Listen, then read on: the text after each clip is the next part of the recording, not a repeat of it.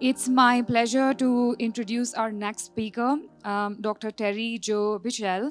And she has an amazing eclectic background, so please bear with me while I read from her amazing bio. Terry is the founder director of COMBINEDBrain, a patient advocacy-led organization with a mission to identify outcome measures and biomarkers for neurodevelopmental disorders. Dr. Bichell started out originally with a master's degree in public health and served as a scientific advisor due to her midwifery degree to the Casa Midwifery School in Mexico until her child, Lou, was diagnosed with Angelman syndrome in April 2000. Thereafter, Dr. Bichell worked with the team of investigators who launched the first Angelman clinical trial, the NIH-funded Natural History Trials, and the Levodopa trial. She then earned a PhD in neuroscience from Vanderbilt in 2016. In addition, Dr. Bichell has also originated the alphabet therapy, a method to teach literacy skills to children with Angelman syndrome. And what an absolute pleasure to have you here today, Terry. You're so representative of almost many of the cohorts in this room over here. So thank you so much for making time. I'm looking forward to hearing your talk.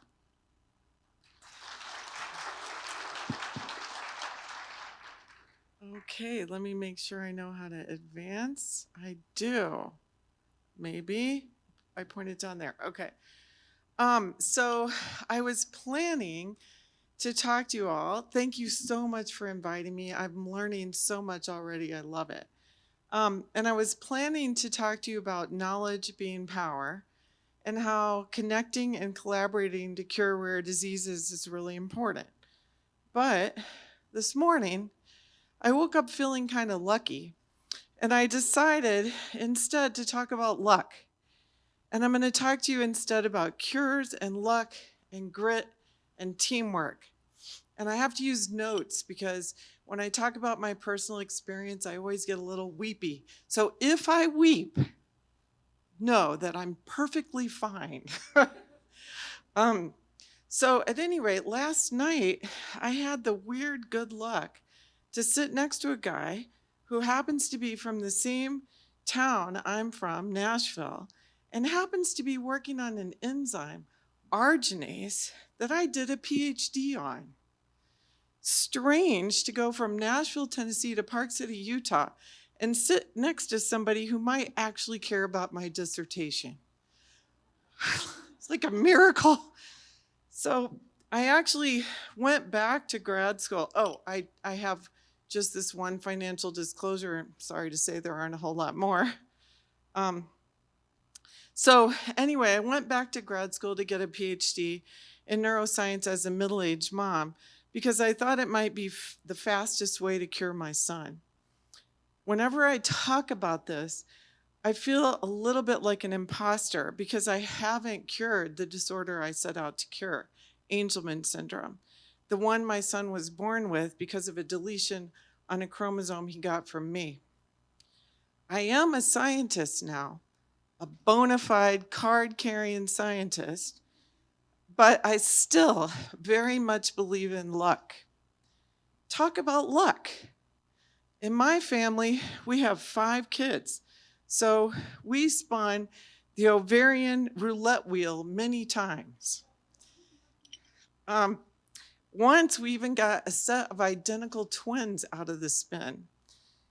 Before they were born, I was working in Nigeria.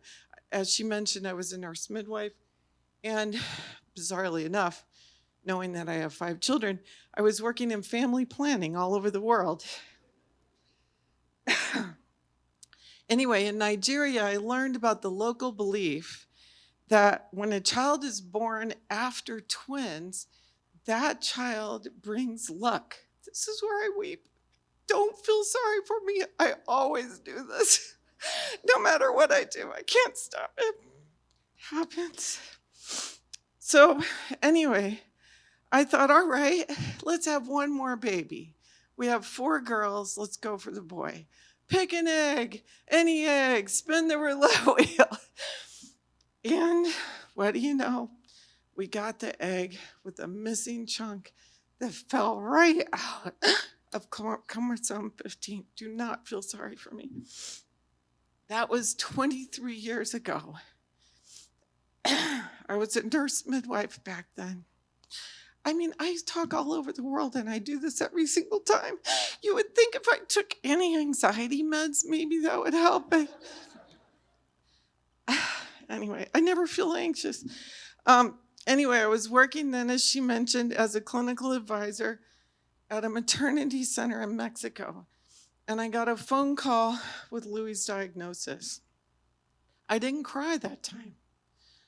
I don't cry when I have work to do. I just did what everybody does to this day.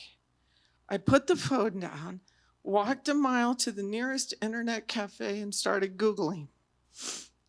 I mean, I bet that all you parents in the audience did exactly the same thing when you got your kid's diagnosis. Except you didn't have to walk a mile. Also, we didn't call it Googling back then. I don't know what we called it. All I know is I spent some money at the cafe and bought some minutes of it so I could do whatever it is to find out more about Angelman syndrome. And I found information, terrible, horrible information about this awful life our son would live. Sleep disorder, seizure, cognitive disability, nonverbal aggression. He'd have to be institutionalized. It was terrible. It seemed like nothing but bad luck. I also found out, weirdly enough, that the very first international Angelman meeting ever was about to start across the world in Finland just a couple of weeks later. And this is where I want to talk more about luck and the science of luck. I've always been a lucky person. I find gold rings in the mud. Really, it's weird. I have a brother-in-law who can find a 4-leaf clover whenever he walks across a field. Somehow he's trained his brain. Anyway, I find money on the ground. I find needles in haystacks. There's a scientist in England who actually studies people who see themselves as lucky. There are traits like extroversion and smile frequency and eye contact that predict whether someone will feel lucky or not. This luck scientist has an experiment in which he asks subjects to meet him at a cafe. So you sign up for the experiment, fill out your consent form, and then what you have to do is go to this cafe. So you go to the cafe, and they're told they're going to have a short interview, and they're going to get paid $20 to do it. Secretly, the scientist has paid off the whole cafe, so it's empty except for one person sitting there at the bar. And he drops a $20 bill right in front of the door to the bar. So here's the funny part. Guess what? The people who see themselves as lucky are lucky. The people who see themselves as unlucky are unlucky. They don't notice the money on the ground, and they step right over it when they walk into the cafe. Then they wait for the interviewer, tapping their foot and being all mad, and the interviewer never arrives, so they leave empty-handed and disgruntled. These people, however, who are already feeling lucky, they are somehow more observant. And so they notice the money on the ground, and while they're waiting for the interview that never happens, many of these lucky ones use that newfound $20 to buy a drink for the guy who's sitting at the bar. And that guy has already been paid to offer a special opportunity to whoever asks him about it. So being observant and open to new experiences and people is part of luck. So back to Finland, and the first Angelman World Conference. My mom went with me to help me with baby Lou. And when we arrived, it was July in the Arctic Circle. So the sun was up for 23 hours, plus we had jet lag. And anyway, people with Angelman syndrome have a terrible sleep disorder. So needless to say, the baby and I were pacing the hotel lobby at 2 a.m. most nights, so my mom could get some sleep back up in the hotel room.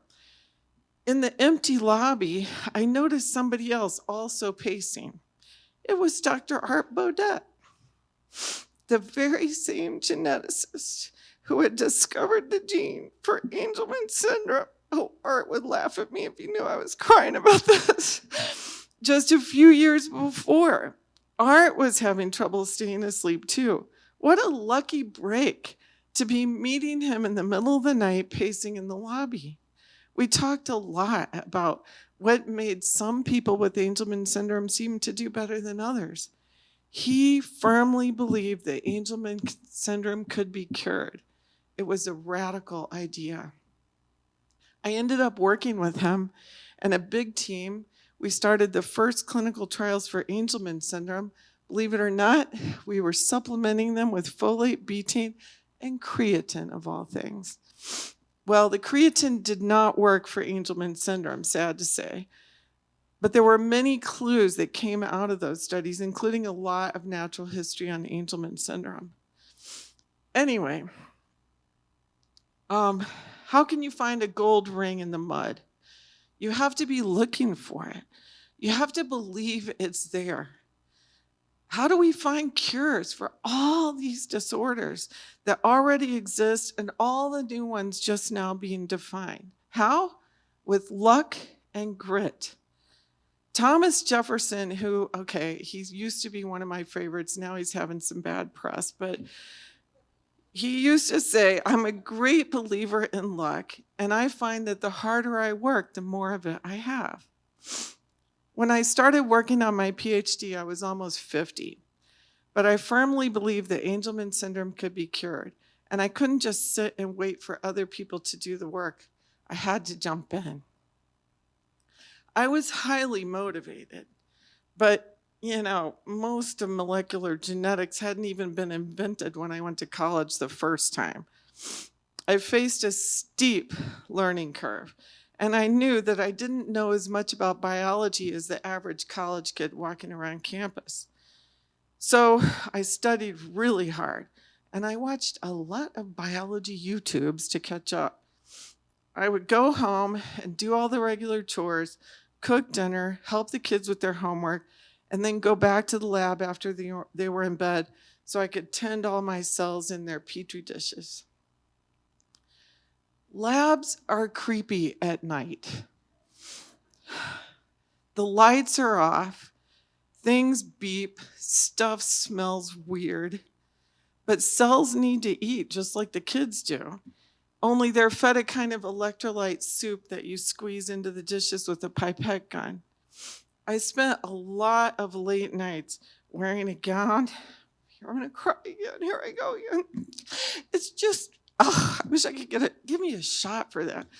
I spent a lot of late nights wearing a gown and mask and gloves and sweating under the fluorescent lights under a sterile cell culture hood and caring for cells deep into the wee hours.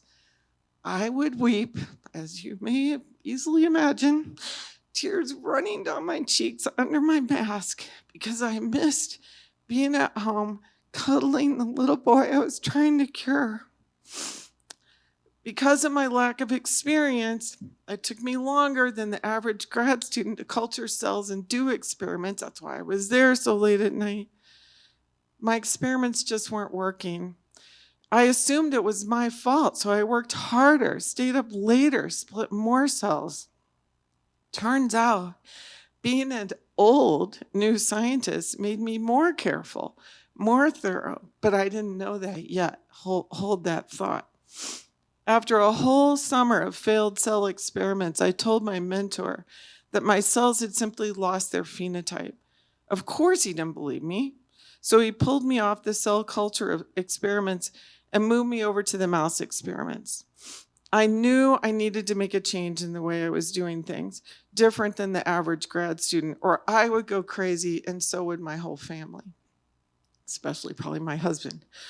Um, so I assembled a team of college kid interns, the ones who knew a lot more about biology than me anyway, to get all the chores done and make life more bearable. It felt great to lead a team of kids doing chores, a lot like life at home. Together, my team of college kids and I did the breeding, behavior, mouse husbandry, only because I was a midwife, we called it mousewifery. Months went by and lots of baby mice were born in genotype. Lots of Western blots were done. Lots of reagents were placed. My team kept on with grit and determination.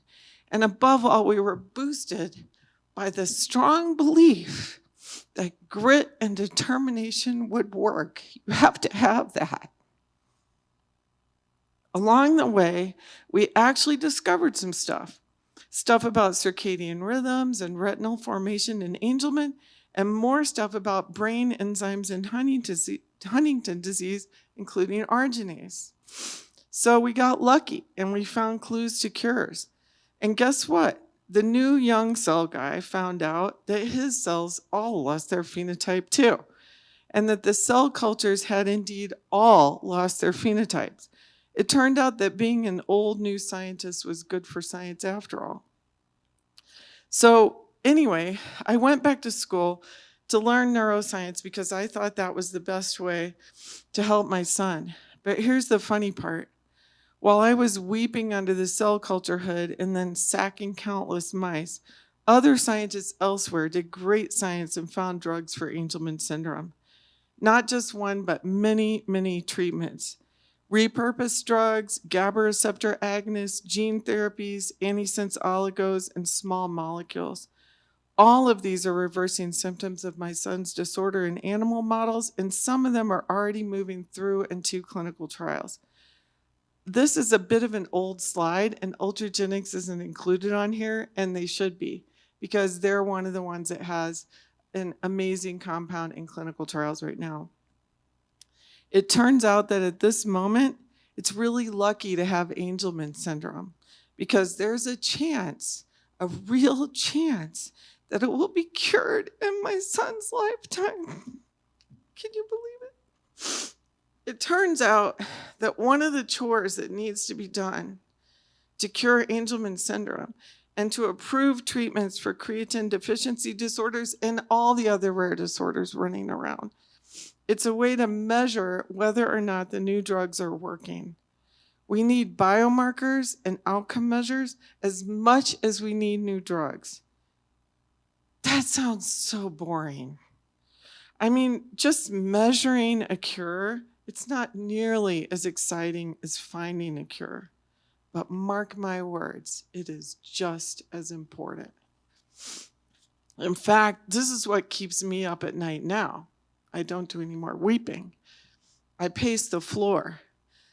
The notion that we might find treatments for rare disorders, drugs that work, but if we measure the wrong thing, the drugs might never get approved. Think about the tragedy in that. If we set out to measure changes in learning and memory, but all we did was improve sleep and behavior, it might not pass. Can you imagine? This is where the teamwork comes in.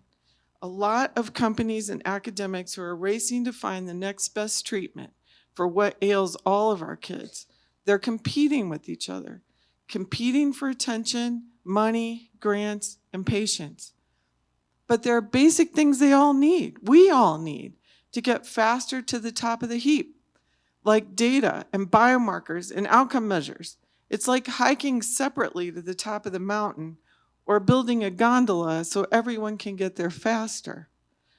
Yesterday I rode the gondola to the top. It was pretty cool. So anyway, when I finished my PhD, I jumped into the search for biomarkers and outcome measures for my son's disorder. I led an alliance of foundations, industry, and academic researchers working together pre-competitively to find biomarkers and outcome measures for Angelman syndrome. It was called the A-bomb. And then 2 years ago, about 1 minute before COVID hit, I founded a new organization, COMBINEDBrain, to help other patient advocacy organizations representing rare brain disorders do the same thing. That's an acronym, Consortium for Outcome Measures and Biomarkers in Neurodevelopmental Disorders. That's why it's capitalized. So we have 35 different disorders so far in COMBINEDBrain, and each of them are unique, just like the creatine disorders. AGAT, GAMT, and CRTR, they're all distinct, but they have a lot in common. You're all special, but you're not that special. We are trying to build a gondola to get us all up to the summit. And these are just some of the projects we are working on together to develop drugs for all of us, including this one, brand new, just born, you could say, over on the far, I don't know how the pointer works, I'm not going to try, over on the far left where it says Project Find Out, VUS Project and Beginnings. I really picked that one to tell you about because I thought you'd be excited. My measly, skinny, backwoods state of Tennessee, in partnership with Rady Children's Hospital in San Diego, will have the first site outside of California that will pilot universal newborn whole genome sequencing for every baby born in the University of Tennessee Medical Center. One more way to find more people with creatine disorders faster. So in the end, my becoming a neuroscientist didn't lead directly to a cure for my son. And it was a hell of a lot of work. But I feel lucky to be working on rare disorders at this pivotal moment in medical history. And my son Lou is really lucky too. Lucky that Angelman syndrome has a unique ICD-10 code now and a bunch of treatments in clinical trial. But in fact, if he could talk, he would say he doesn't care about any of that. He would say he feels super lucky that the iPad was invented in his lifetime. So luck takes grit, and I am right now speaking to a room full of gritty people with an overactive grit gene, if there is such a thing. Many of you in this room got very, very bad news about a rare creatine disease diagnosis at some point in your life. But you wouldn't be in this room if you didn't have grit, because you reacted to that bad news by rolling up your sleeves and getting to work. It's all about motivation. It takes a village to cure a disease. It takes a lot of moms, a few dads, and a lot of other people, scientists and doctors for sure, but also all these, so many other people. Geeks, financial wizards, statisticians, politicians, investors, regulators, advertisers, lawyers, college kids, and a lot of coffee. By the way, I firmly believe coffee is the one external ingredient needed to activate grit. I think it is the grit gene promoter.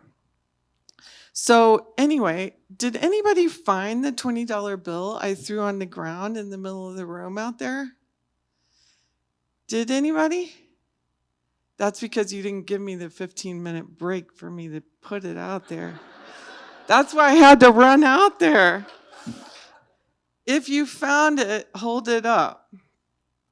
Well, if you didn't, that's okay. Somebody found it. And lucky them, I hope they buy me a drink tonight. And that's it.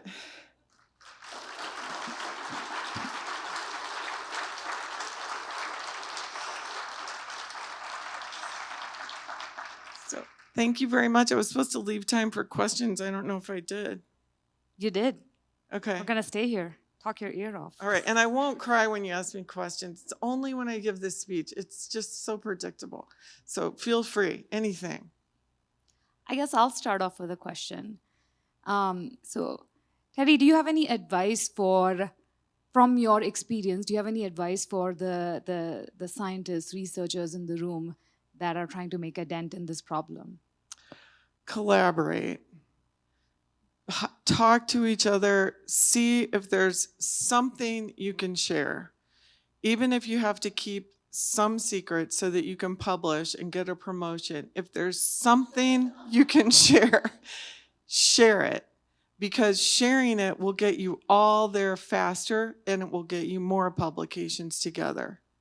As much as you can, collaborate. And the same for the foundation. As much as you can, facilitate collaboration. If you give seed money, make a stipulation that the person has to collaborate. If you give a grant, make a stipulation that the data has to be deposited in a transparent way. If you work with patient data, use the CRID, which I didn't even talk about in my talk, but www.thecrid.org, THECRID. It is a patient identification number that the patient forms themselves, and they can give it to any study, and then eventually someday all that data can be linked together. If I have any advice for anyone, it is, as much as you possibly can, put all the data in one place. If you're a company, put your placebo data there. Please, for God's sake, you don't need that placebo data. Put that in the data repository and put a CRID on it so it can be linked to any natural history data. That would be my advice. Thank you. I'm going to pause and see if there's any questions. There we go. I'll run. Hi, Terry. I'm Randy Allen. I'm a parent with a son with CTD. You got such a beautiful balance of head and heart, kind of intuition and intellect. For us non-scientists in the room, how would you recommend the best way we can make an impact when we kind of over-index on our heart to try to push forward to find cures, treatments, and just kind of promise in the future? Find patients, number one. That's number one. Number two, get visible. Number three, get cash. And perfect kind of segue to my follow-up question. For finding cash, you've kind of been on both sides of it. You've been on the organization side and the research side. Can you share kind of the most kind of creative or exciting kind of fundraising strategy you've been on? Well, I'm terrible at fundraising. I'm good at writing grants and I'm good at setting up businesses. So I sort of have a sustainable business model, but all the $1 million donations that came into the Angelman world came in through high rollers that found movie stars and got the movie stars to convince people to give the big bucks. I never did manage to do that. What I've done is what I feel is something that I think after I retire we'll be able to keep going, and that is find a way for our organization to be sustainable. So how you could do that with ACD, I don't know exactly. I'd have to sit down and really talk to the board and try to understand where you could do things. But there are things that you can do, such as selling your data. People think that's so terrible. No, that's a sustainable business plan. Collect your data and then make it available for a cheap price to whoever wants it. That will help bring in money. And the more, and then partner with scientists. There are so many grants now that are actually available they're more available to the scientists if you partners with a patient advocacy organization. So if you can help partner with the scientists and get them a grant, that will help them and you. And then also if you can provide seed money, because a lot of scientists need just a little bit of data to be able to bump into the next grant. So I think one of the best things foundations can do is give that little seed grant here and there and here and there all over. Very good. Thanks so much.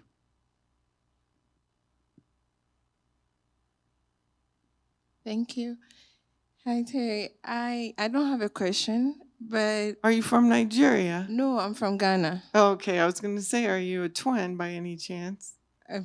No. That was part of my talk. My name is Irene, and I have a 2.5-year-old boy with CTD. And I'm so inspired by your presentation. I could identify with some of the struggles, and especially where I come from is we have limited resources. And I'm sorry, I get emotional. My son is so heavily impacted and it's difficult. But listening to you, I sit here and I raised my head and I said, wow, I needed this time. I'm so empowered and I know I'm going back to, lift my head up and do more as a mother and connect with other people to see what comes out to help our kiddos. Thank you so much. Thank you so much. Thank you.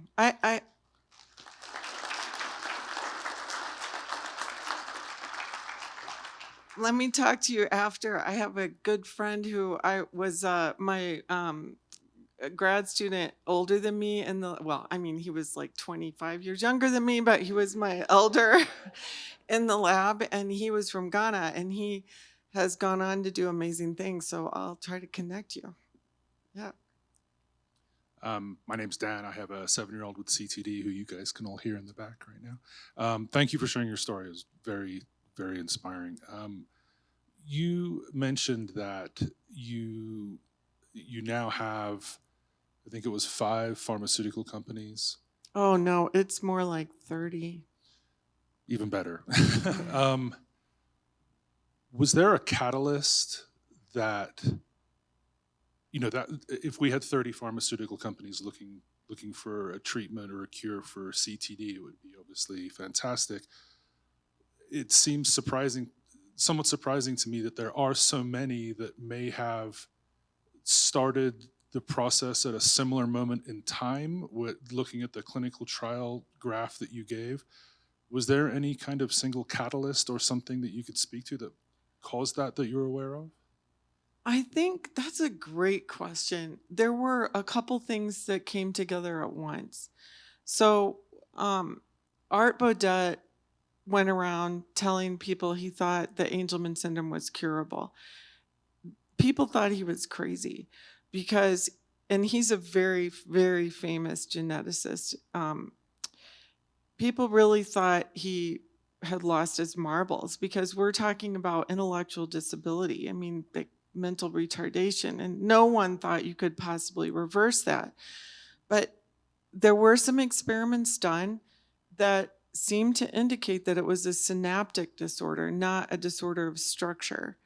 And so that was actually at Vanderbilt. I happened to be there. It was another lucky story I didn't tell you about. And it was in Roger Colbrand's lab that we talked about the other night. And so that showed that it might be reversible.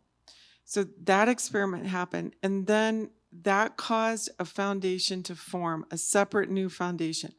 There are 2 warring foundations. There are always warring foundations. It drives me insane. But that new foundation was focused on cure instead of on support. And they started raising a lot of money. They found a movie star, and that really helped, okay? But that wasn't the real thing. The real thing was a guy named Ben Philpott, who's a brilliant neuroscientist at University of North Carolina. He did a high throughput screen and found that a cancer drug could activate the gene. And when he found that, it just changed everything.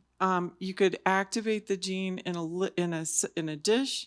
You could activate it in a living mouse, and you could actually reverse at that point, it was just a molecular phenotype. Now, that turns out it was a cancer drug, no free lunch, right? So it had terrible side effects.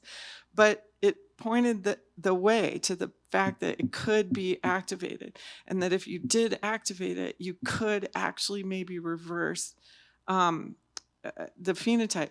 And then the story's almost over. Back to Art Baudet, he had been working all that time in his lab trying to find an antisense oligo. And Angelman's lucky because we have a perfectly good copy of the gene sitting there dormant. So most of the kids are either missing their mother's gene or it's mutated, so it's not working. but the father's gene is dormant. That's how it is in everyone. So we were in a way lucky because all we had to do was turn off the off switch of the dormant gene. So antisense like to turn things off. So if you can find a way to turn something off, it can be kind of the easiest way to do things. And so what had happened was that Art Baudet's lab found the way to turn it off with the antisense oligo, and bada bing, bada boom, that was when the floodgates opened. Thank you.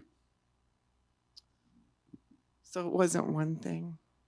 It was the movie star, Art Baudet. Oh my God, I forgot to mention the natural history. Jesus Christ, that's the most important thing. We had by then collected 15 years of natural history. So they could actually look at the natural history, everybody could, and try to figure out what was important, what to measure. Can't believe I forgot that.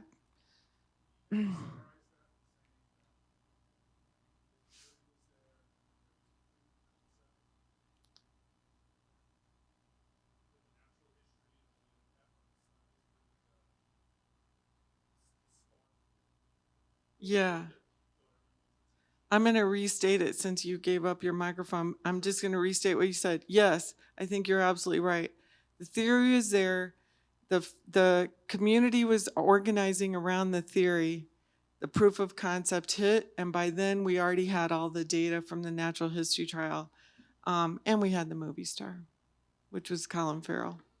So I'm not sure if you're the right person to ask the question to, but what you just said was most of our CTD patients that we do studies on are on the boys, but the girls also have CTD and have issues. And you just said maybe we could turn one gene off. Well, the girls do have another X that may be, I don't know if anybody's researching that, but that might be a possibility for research there.